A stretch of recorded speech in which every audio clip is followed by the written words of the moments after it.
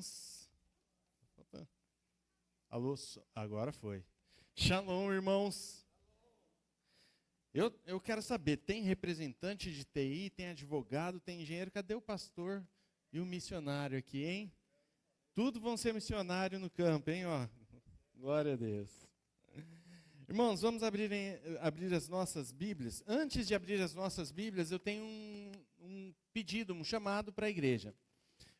Nós temos a diaconia da nossa igreja, que tem os diáconos, que são eleitos pela Assembleia, e nós temos também auxiliares de diaconia, que são pessoas que ajudam, homens e mulheres que ajudam a diaconia, mesmo não sendo eleitos. E nós estamos precisando de auxiliares na diaconia, para ajudar na recepção, outras atividades. Então, principalmente de manhã, tá bom? Nós precisamos desses auxiliares. Hoje temos o Murilo e o Clarismar que estão nos ajudando.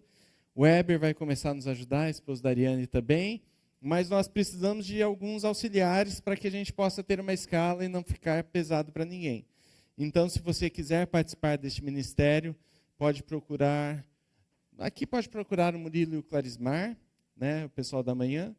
E eles vão passar para o William, que é o presidente da diaconia, que junto com a Ana Paula fazem a escala e vão orientá-los também em como trabalhar, como desenvolver este serviço.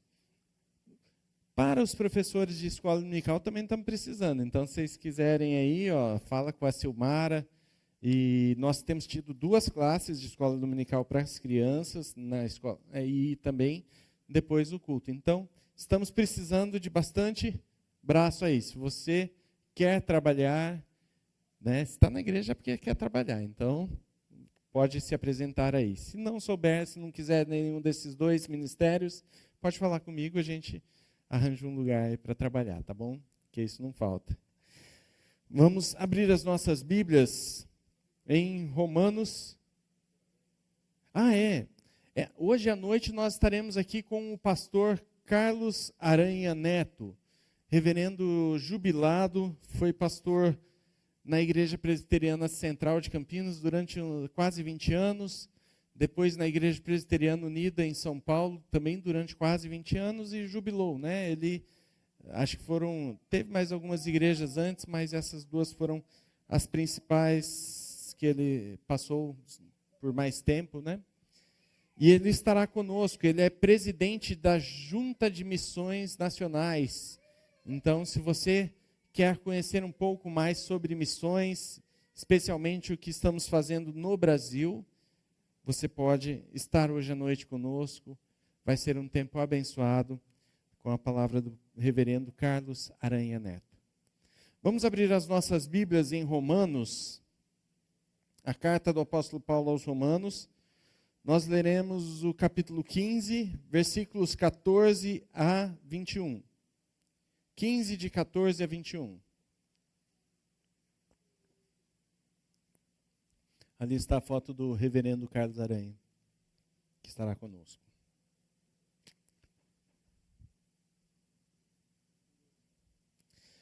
Romanos 15, de 14 a 21. O texto nos diz o seguinte: E eu mesmo, meus irmãos, estou certo que vocês estão cheios de bondade, têm todo o conhecimento e são aptos a admoestar uns aos outros.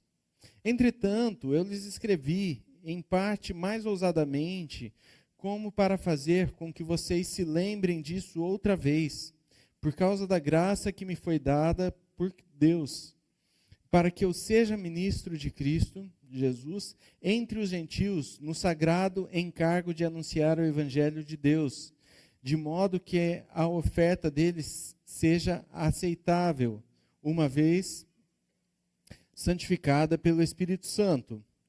Tenho, pois, motivos de gloriar-me em Cristo Jesus nas coisas concernentes a Deus, porque não ousarei falar sobre coisa alguma, a não ser sobre aquelas que Cristo fez por meio de mim, para conduzir os gentios à obediência, por palavras e por obras, por forças, sinais e prodígios, pelo poder do Espírito de Deus, Assim, desde Jerusalém e arredores até o Ilírico, tenho divulgado o Evangelho de Cristo, esforçando-me deste modo por pregar o Evangelho não onde Cristo já foi anunciado, para não edificar sobre alicerce alheio.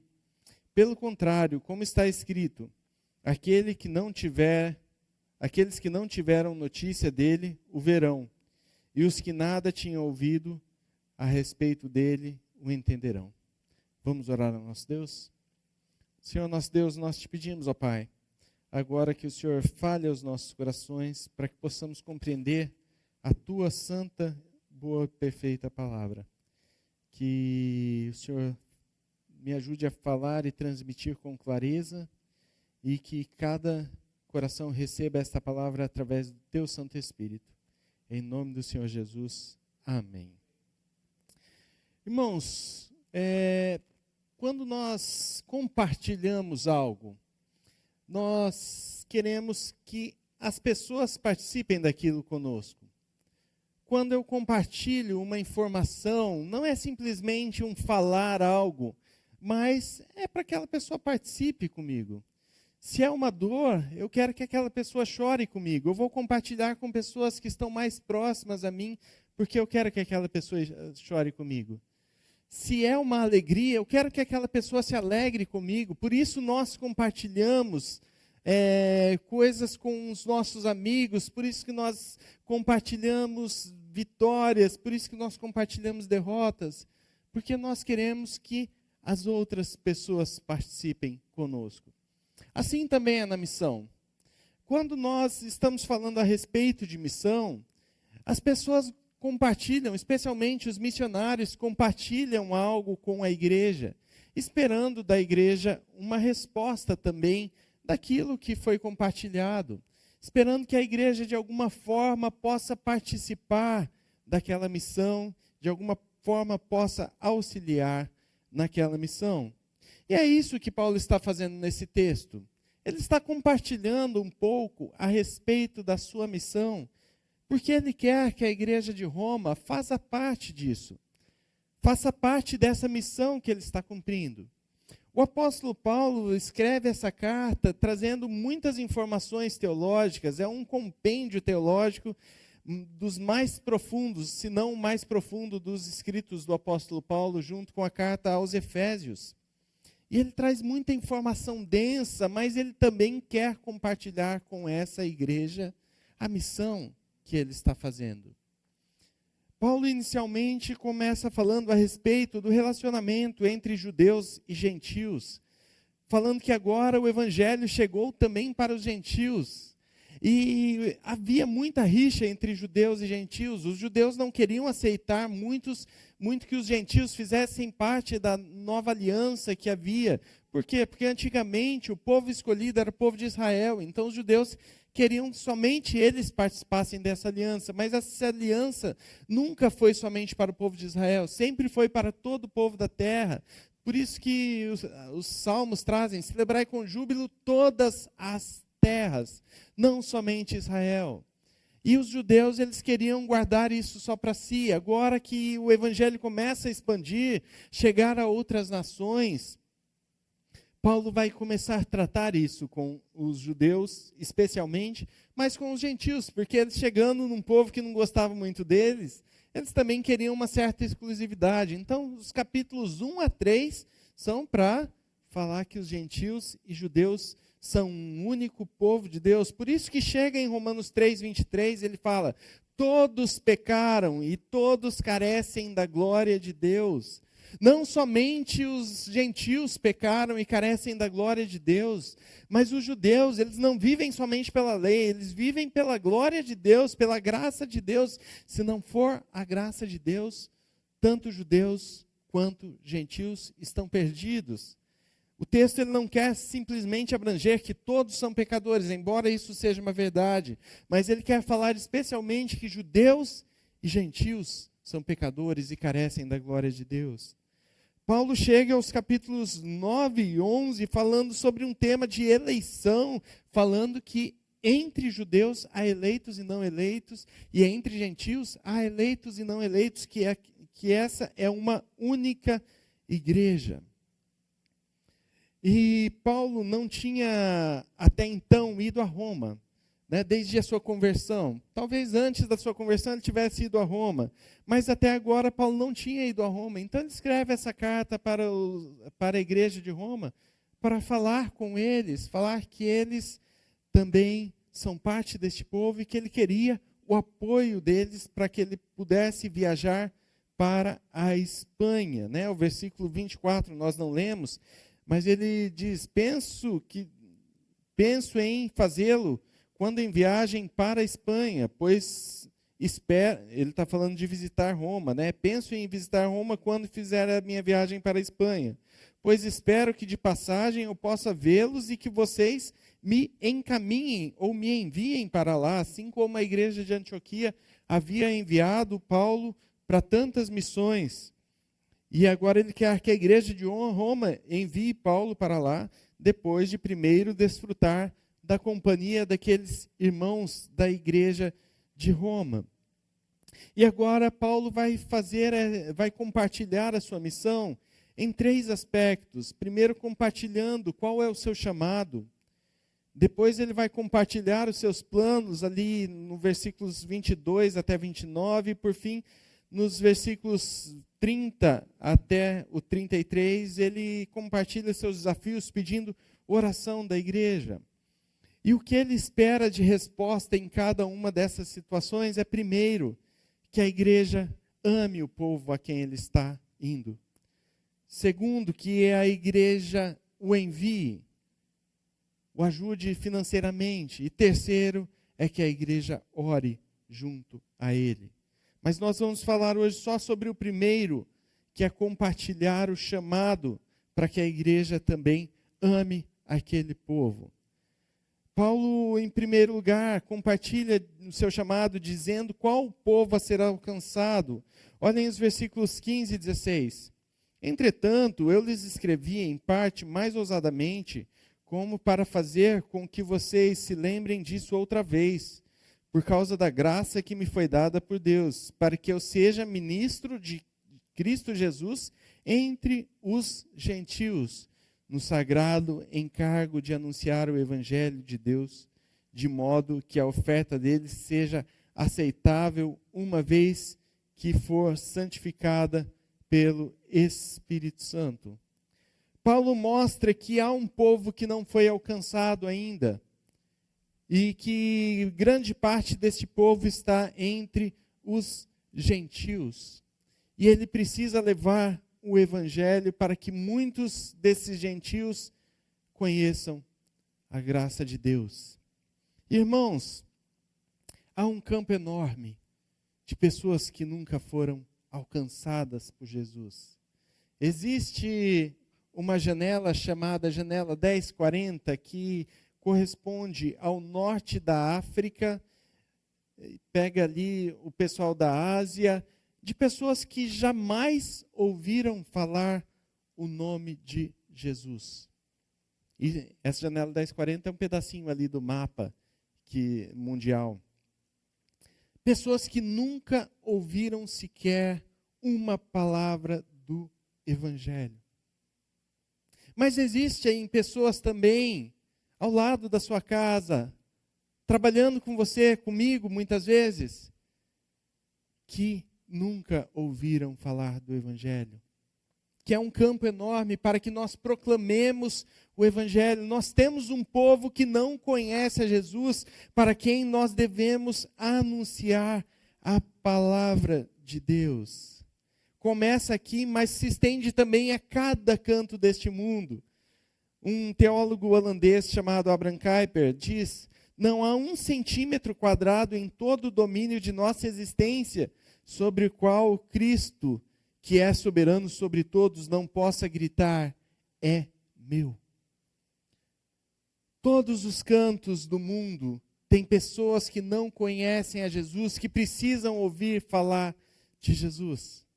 E muitas vezes nós não somos enviados e não temos esse chamado para fazê-lo, mas há muitos missionários no campo sofrendo por conta do Evangelho, para pregar em um lugar que ninguém nunca ouviu falar de Jesus, para pregar em locais onde o evangelho é proibido, para pregar em locais onde ele corre risco de vida, de perder a sua vida. Há muitas pessoas que estão fazendo isso, e muitas vezes nós ouvimos pessoas falando disso, e a gente sente aquela comoção, né? Nossa, tadinho, né? Ai, que dozinha. Mas ele não, quando o Paulo compartilha o seu chamado, ele não quer simplesmente que as pessoas falem tadinho, mas ele quer que as pessoas amem o povo. Por isso Paulo está batendo desde o início da carta no relacionamento entre judeus e gentios, para que eles amem aquele a quem vai ser enviado. Imaginem se Paulo chegasse numa igreja composta, lógico, por judeus e gentios, mas em que os judeus não gostassem dos gentios, os gentios não gostassem dos judeus, e ele falasse: irmãos, meu ministério é com os gentios. Os judeus iam embora e ia deixar ele falando. Ele está falando para que as pessoas amem aquele povo. Quando alguém vem aqui falar, anunciar do evangelho, que vai pregar em um povo, é para que a gente ame aquele povo. Depois nós vamos colocar lá no mural cartas dos missionários que nós apoiamos, porque você precisa orar por esses missionários, orar por aquele povo que está recebendo os missionários ali. Quando nós falamos aqui que nós estamos apoiando missões, não é simplesmente porque nós queremos ajudar financeiramente alguém que está longe, mas é porque nós queremos ver o reino de Deus crescendo. Nós precisamos amar o povo que está sendo alcançado através daquele missionário. Orem pelos uruguaios, orem pelos italianos, orem pelos índios. Missão Kaiowá, outra missão que eu não me lembro, ore pela igreja em Andradas. São as pessoas que nós apoiamos, nós queremos amar estes irmãos que precisam conhecer o evangelho, assim como tantos outros que estão ao nosso redor, dia após dia.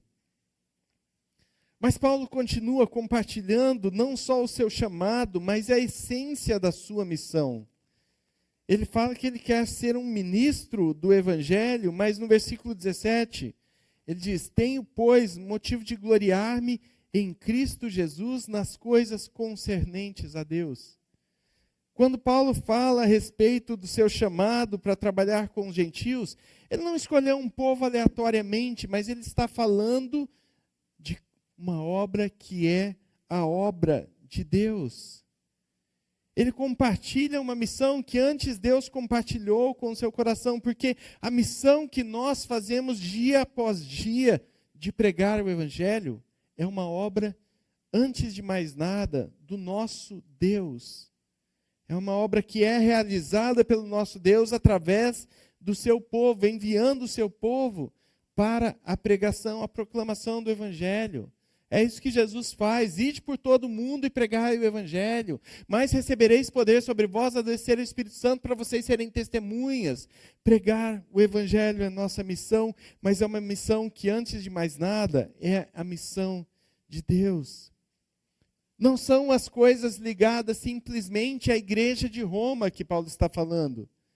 Não são das coisas ligadas simplesmente à igreja presbiteriana Shalom, mas ao reino de Deus, ao reino de Deus. Eu quero contar duas histórias. A primeira é que, em determinado momento, um rapaz de uma igreja, não é da nossa, nem presbiteriana, não é? E eles estavam passando por um momento em que a igreja ia contribuir com missões. E aquele rapaz chegou para mim e falou: eu não concordo com isso. A gente com tanta coisa para fazer aqui na igreja, tanta reforma que precisa fazer, e a gente mandando dinheiro para fora e não ficando com o dinheiro aqui. Eu não concordo com isso. E essa é uma visão equivocada que muitas vezes nós temos, de pensar que o reino de Deus se refere à nossa igreja local. De pensar que o reino de Deus é este lugar aqui que nós estamos. A outra história é de um pastor presbiteriano, e a igreja presbiteriana normalmente não tem aquelas paredes pretas no fundo, né, como aquelas igrejas de worship, né, que chama. E aquele era um pastor bem tradicionalzão, e chegaram para ele tirando sarro, né? E aí, pastor, Sua igreja tem a parede preta, né? Por que o senhor deixa a parede preta? Ele falou o seguinte, porque nós alugamos a igreja e ela já tinha a parede preta. E nós tínhamos que pensar ou em pintar a parede de outra cor, ou em dar o dinheiro para missões, ou em ajudar algum missionário que está precisando, ou investir na nossa escola dominical, no reino de Deus. E nós não pensamos duas vezes. A parede continuou preta por causa disso. E ela vai continuar até que sobre algum dinheirinho para a gente mexer nela. Por quê? Porque nós estamos muito mais preocupados em ver crescer o reino de Deus do que simplesmente com paredes, com muros. Nós estamos à véspera de uma construção, se Deus quiser, amanhã começa, né?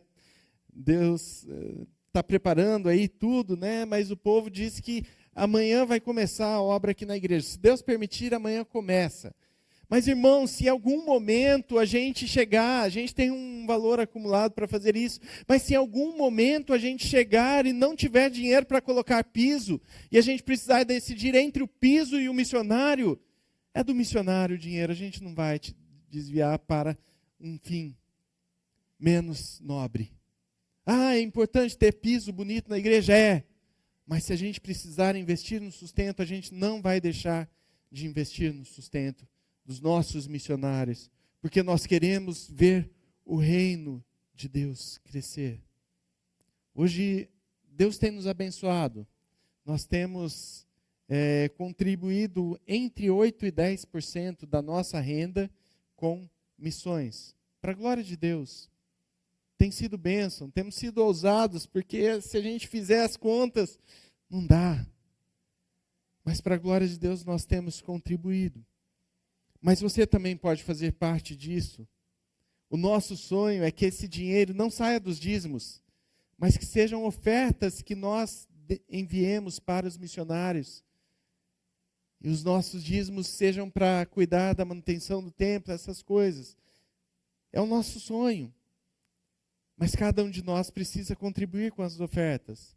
Elas serão levadas para este fim, para um missionário. E se Deus permitir, vamos aumentar os nossos missionários e enviar muitos mais. E se Deus permitir, ainda gente daqui vai para o ministério, vai para as missões. E Paulo compartilha mostrando que isto é uma obra de Deus. As coisas concernentes a Deus, como diz o versículo 17, para gloriar-me em Cristo. A glória não é minha, a glória não é sua, a glória não é dos missionários que estão em um campo, a glória é do nosso Deus, do nosso Senhor e Salvador, Jesus Cristo.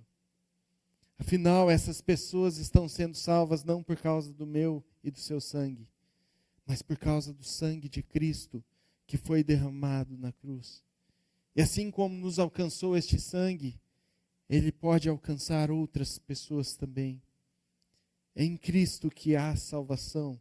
Por isso toda a glória deve ser dada a Jesus Cristo, nosso Senhor. Mas Paulo também compartilha o chamado, dizendo quais são as suas estratégias. Olha em versículo 18. Não ousarei falar sobre coisa alguma, a não ser sobre aquelas que Cristo fez por mim, para conduzir os gentios à obediência, por palavra e por obras, por forças e sinais de prodígios, pelo poder do Espírito Santo. Seja por palavras, seja por obras, por sinais, prodígios, tudo isso será pelo poder do Espírito Santo. E olha como é bonito. A Trindade toda atuando na missão. A obra pertence a Deus.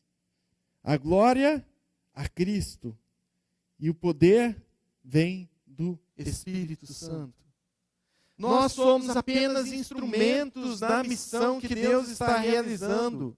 Se nós pregamos, é o Espírito de Deus que coloca as palavras nas nossas bocas para que falemos ao Senhor, para que falemos do nome do Senhor.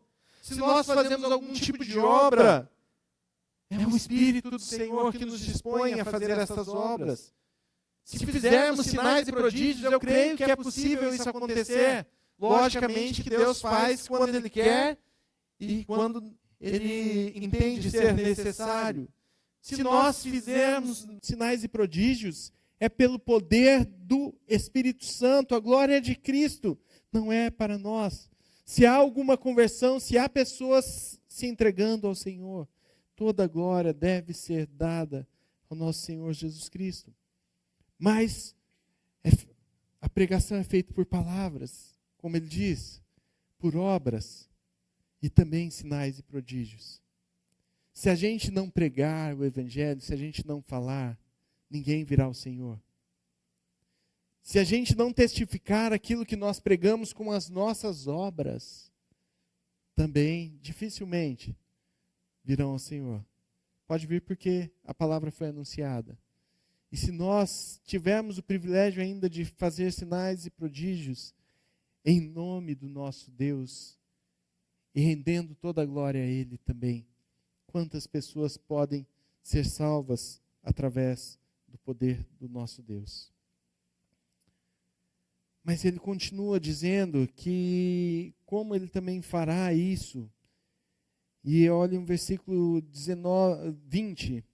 Esforçando-me deste modo para pregar o Evangelho, não onde Cristo já foi anunciado, para não edificar sobre alicerce alheio. Pelo contrário, como está escrito, aqueles que não tiveram notícia dele o verão, e os que nada tinham ouvido a respeito dele o entenderão. É interessante porque há uma diferença entre o serviço de pastoreio e o serviço de missões, de evangelistas. A própria Bíblia fala que existem os evangelistas, os mestres, profetas, pastores, né, e apóstolos. E esse texto, ele vai nos mostrar que há uma diferença entre pastores e aqueles evangelistas que são os missionários, porque o pastor ele está para apacentar a igreja. Não fui eu que plantei a igreja presbiteriana Shalom, começou com o pastor Edilson e o pastor Noidi. E eles me chamaram depois, junto ao conselho, para pastorear a igreja. E assim eu faço. É como se eu estivesse edificando sobre alicerce alheio? Não, é o pastoreio que o Senhor me chamou para fazer. E, logicamente, nós vamos proclamar o Evangelho de Cristo para outras pessoas. Não para ficar pescando gente de outra igreja, né? Porque às vezes a gente faz isso. Não devia, mas às vezes nós fazemos. Mas, principalmente, para alcançar pessoas que não conhecem a Jesus. Mas o pastor tem essa função do pastoreio. Agora o missionário, como está escrito aqui, Paulo fala isso, ele não queria edificar sobre alicerce alheio. Já tinha uma igreja em Roma, para que ele ia plantar outra igreja em Roma? Ele queria ir para onde o evangelho não havia chegado. Lembrando que a gente está no primeiro século, onde ainda só uma fatiazinha lá que havia ouvido do evangelho. Era muito pouca gente. Então ele está querendo levar, por exemplo, agora para a Espanha. Todos os lugares onde Paulo passou para fazer missões eram pessoas que não conheciam a respeito do evangelho. E ele vai num lugar, vai em outro, e agora ele quer ir para a Espanha. Então ele quer que a igreja de Roma o envie, ele vai passar por Roma para abraçar aqueles irmãos, conhecê-los pessoalmente, mas quer que a igreja o envie para um lugar onde o evangelho não foi pregado. E ele usa um texto de Isaías que diz o seguinte, ele cita, que está no versículo 21, aqueles que não tiveram notícia dele o verão, e os que nada tinham ouvido a respeito dele o entenderão. Há um texto em Mateus 24 que diz que o evangelho será pregado a todas as nações, todas as etnias, e então virá o fim. Para que Jesus volte, o evangelho precisa ser pregado aonde nunca chegou. Para que Jesus volte, e este é o nosso anseio, O Evangelho precisa chegar naquela tribo que nunca chegou, naquela nação fechada, em que fecha suas portas para o Evangelho. Talvez em algumas das etnias que há dentro das nações, o Evangelho precisa ser pregado. Mas para que esse Evangelho seja pregado, é necessário alguém que se disponha a ir. Pessoas que possam ir, mas também uma igreja que ame este povo que está indo. Eu comecei pelo versículo 15 e não pelo versículo 14, porque Paulo fala: eu mesmo, irmãos, estou certo de que vocês estão cheios de bondade e têm conhecimento e são aptos para demonstrar uns aos outros. Paulo queria que essa igreja pudesse se amar e admoestar uns aos outros, sejam judeus, sejam gentios, para que depois ele fale da missão que ele vai fazer entre os gentios, para que aquele povo pudesse amar os gentios. A resposta que Paulo pede nesse primeiro trecho, que está do versículo 14 a 21, é que a igreja ame o povo que está recebendo a palavra de Deus. Como nós vamos amar se nós não conhecemos? O presbítero Medeiros recebe todo mês, ou de 3 em 3 meses, uma carta de cada um desses missionários. Nós vamos colocar 2 cartas no mural, posteriormente, deixar lá. Passe, leia a carta. Se você quiser receber no seu e-mail, fala com o presbítero Medeiros. O presbítero Medeiros anota seu nome, seu e-mail, encaminha. Leia essas cartas, para que você possa amar este povo que está recebendo o Evangelho. Para que você possa amar o missionário e a família do missionário que está indo. Nós não conhecemos nenhum destes, só o Mateus que está lá em Andradas. Mas os outros nós não conhecemos. Se Deus quiser, um dia a gente traz eles aqui. Vai ser bênção. Mas conheça-os. Mande cartas. Pede para o seu filho escrever uma carta. Né? Se não souber escrever ainda, faz um desenhinho bonito, manda. Pode ter certeza que esses missionários vão amar receber a carta. Perguntaram para o Ronaldo Lidório como a igreja pode ajudar. Qual a melhor forma que a igreja pode ajudar um missionário em campo? E todos esperavam, ajudando financeiramente, né, trabalhando. Mas ele falou, dobrando seus joelhos e orando. Dinheiro Deus envia, mas sem oração a missão não acontece. Nós oramos por aqueles que nós amamos. Orem pelos nossos missionários. Procurem saber sobre o povo. Dá uma pesquisada, porque eles não vão mandar todas as informações, mas pesquise sobre o povo. Quem é este povo? Porque nós precisamos amar este povo que estamos enviando, para que nós possamos também amar os missionários que lá estão. Vamos orar? Senhor nosso Deus, muito obrigado, ó Pai, porque o Senhor tem feito da Igreja Presbiteriana Shalom uma igreja missionária cada dia mais.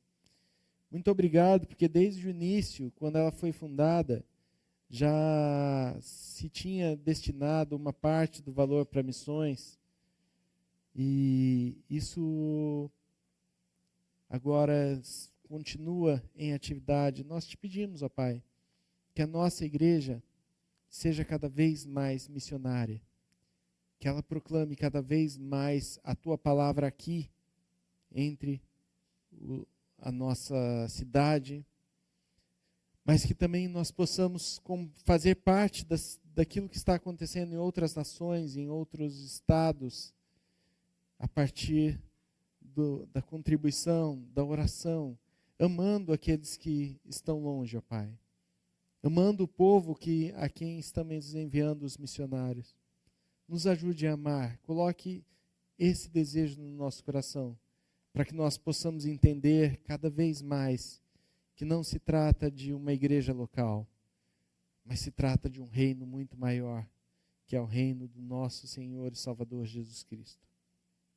Ajuda-nos a fazer parte da missão que que o Senhor colocou, que pertence ao Senhor, para a glória do nosso Senhor e Salvador Jesus Cristo, impulsionados pelo poder do Santo Espírito de Deus. Nos ajude, ó Pai, para a honra e glória do Teu nome. Nós te pedimos isso em nome do Senhor Jesus. Amém.